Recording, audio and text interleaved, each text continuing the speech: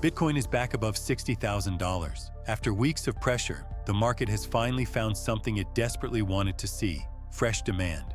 United States spot Bitcoin ETFs recorded roughly $221 million in net inflows, breaking a 10-day streak of consecutive outflows. Bitcoin recovered sharply from its recent lows, momentum improved, optimism returned, and immediately, the obvious question appeared. Is the bear market ending? Maybe. But that is not the most important question, because one positive day does not erase 10 negative ones. One rebound does not automatically repair a damaged market structure. And one green screen does not tell you whether the next buyer is actually there. That distinction matters now more than ever. John Bollinger, the creator of the Bollinger Bands indicator, has pointed to a potentially important W-shaped reversal pattern developing in Bitcoin.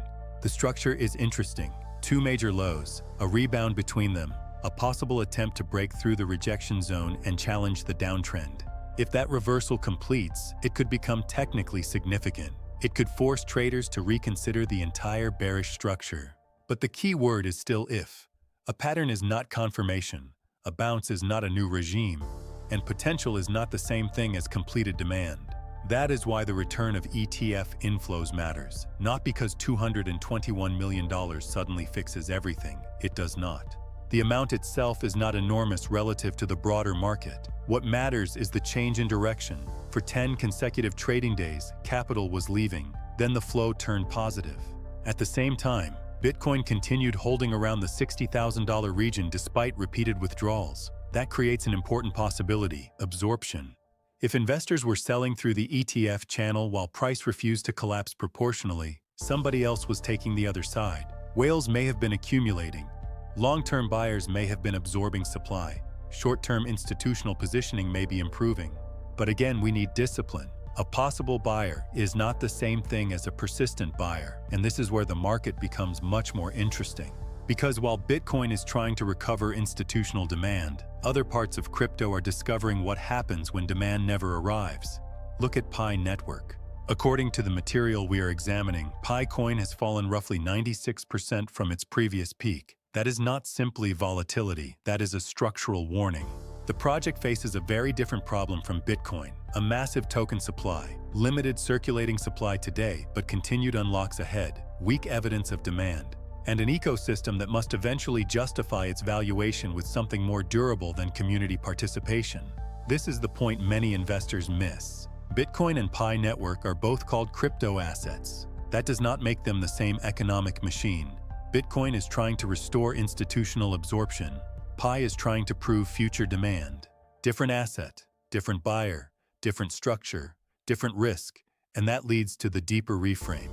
This is not simply crypto coming back. Crypto is being sorted. The market is separating assets with durable demand from assets that require permanent belief. It is separating infrastructure from narrative, distribution from attention.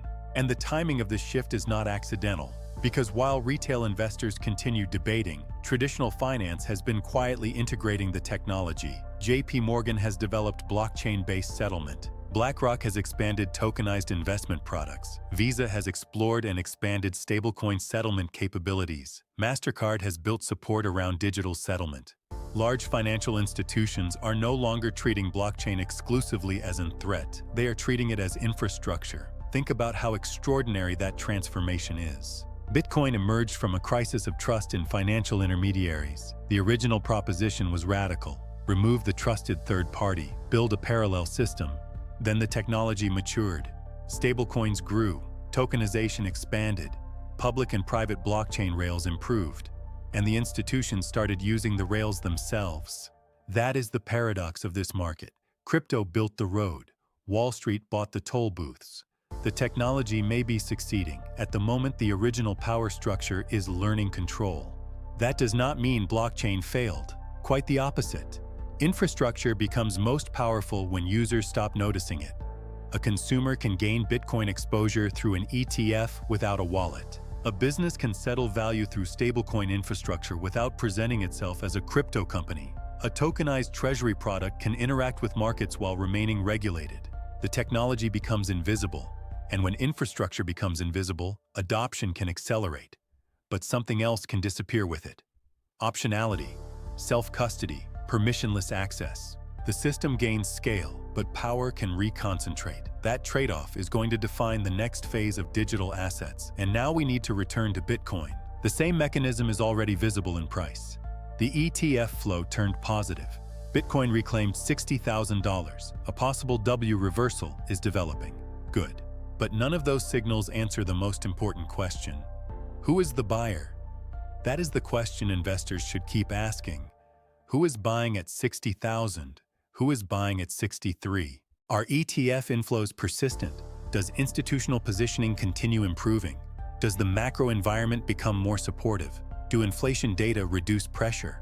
The macro layer still matters. A weaker United States jobs report reduced some fears of additional rate pressure. That helped risk assets, but upcoming inflation data still matter. CPI matters, PPI matters. And the relationship between Bitcoin and other macro hedges matters. Gold and Bitcoin have both experienced significant pressure as parts of the broader debasement trade unwound. Bitcoin also suffered institutional weakness through the first half of 2026. That tells us something important. Capital does not owe loyalty to a narrative. Not to digital gold, not to physical gold. That is why Peter Schiff answering zero is interesting. It represents the opposite extreme of the same psychological problem. One side declares victory, the other declares extinction. Both are trapped. Both can become trapped by certainty. Markets rarely reward ideological purity. They reward adaptation. And this is where retail repeatedly makes the same mistake. Retail watches the price. Professional capital watches the mechanism behind the price.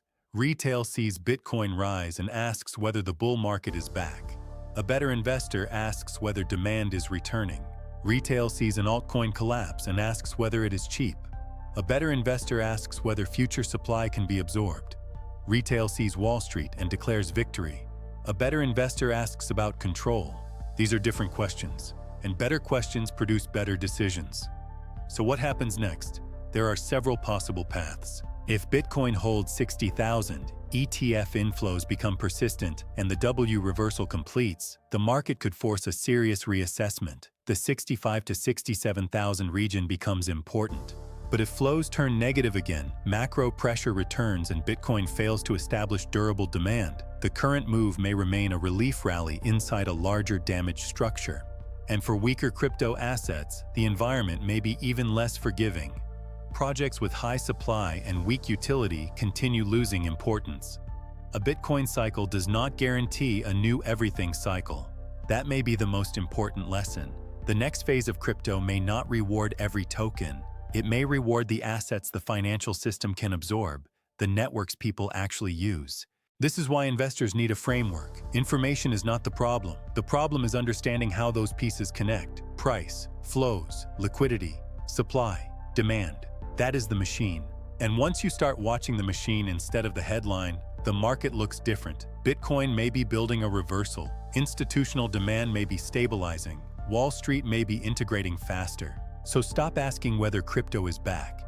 Ask what the financial system can actually absorb. Because the next cycle may not belong to the loudest community, or the biggest promise, or the cheapest token. It may belong to the assets the system can actually use. Crypto wanted to replace Wall Street. Now Wall Street is helping decide what survives, and that changes everything.